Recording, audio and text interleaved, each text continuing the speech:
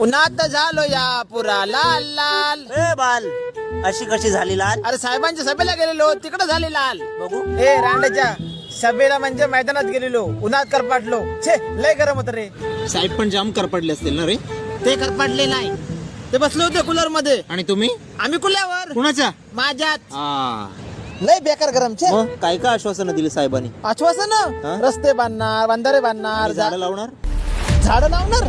अशी कोण आश्वासन देत? कोण देत नाही. अडायस काय? किशोर, सध्या हा निवडणुकीसाठी मुद्दा असायला पाहिजे होता, पण राजकारणी लोक या मुद्द्याकडे दुर्लक्ष करतात आहे.